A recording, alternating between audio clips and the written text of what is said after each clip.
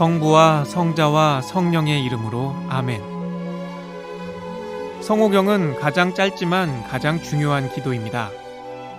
우리는 모든 크고 작은 일상사에서 기도의 시작과 끝에 성호경을 바칩니다.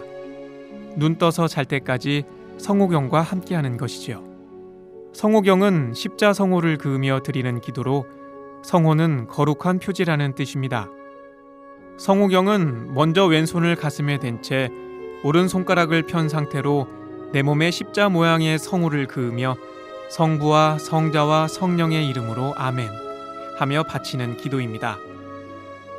이마에서 성부와 가슴에서 성자와 왼쪽 어깨에서 오른쪽 어깨로 가면서 성령의 그리고 두 손을 모으며 이름으로 아멘이라고 합니다.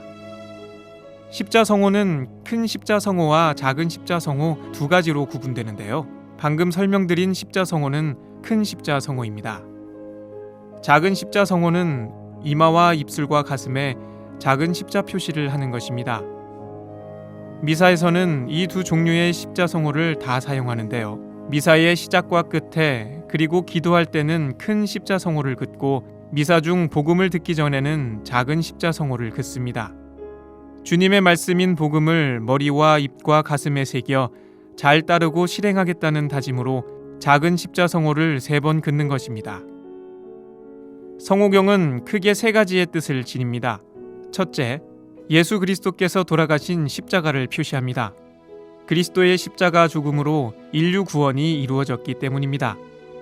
다음으로는 삼위일체 신앙에 대한 고백입니다. 한 본체로서 새 위격이신 하느님을 그대로 믿겠다는 고백이며 모든 일을 성부와 성자와 성령의 이름으로 한다는 뜻입니다. 그래서 성호경은 악마로부터 구해지는 것이면서 구원이자 하느님 자비의 표지이기도 합니다. 마지막으로 성호경은 하느님께서 내려주시는 복을 기원하는 의미입니다. 성호경은 짧지만 특별한 은혜를 받게 해주는 준성사인 것입니다. 그러므로 성호를 긋는 것은 나 스스로를 축복하는 것입니다. 이렇게 성호경은 그리스도의 구원과 축복, 삼위일체 신앙의 고백이며 우리가 가톨릭 신자임을 드러내는 신앙인의 상징입니다. 그래서 성호경은 가장 짧지만 가장 중요한 기도가 되는 것입니다. 그런데 성호는 언제부터 긋기 시작했을까요? 예수님께서 십자가에서 돌아가시고 부활하신 후 제자들은 십자가의 형상을 죽음의 형틀이 아닌 구원의 상징으로 새롭게 받아들였습니다. 이 십자가가 그리스도인의 표지로 예식에 들어온 것은 2세기경입니다. 세례 때 예비 신자 이마에 주례자가 십자 표시를 했다고 전해집니다. 로마 제국 박해시기 때는 남모르게 이마나 가슴에 간단한 십자 표시를 하는 습관이 신자들 사이에서 퍼져나가기도 했습니다. 그러다 그리스도교가 로마의 국교가 되면서 십자가는 그리스도교의 대표적인 상징이 됐고 전례에 적용되기 시작했습니다.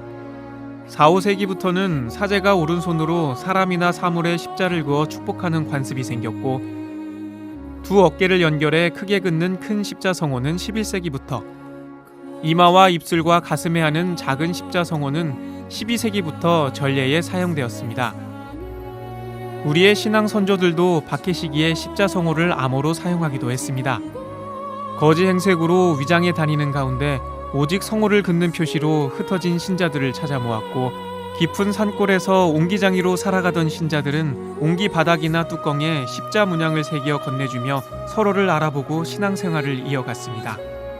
또 박해 시기에 배를 타고 조선에 들어왔던 한국 교회의 4번째 교구장 베르네 주교는 십자성호와 관련해 이런 기록을 남기기도 했습니다.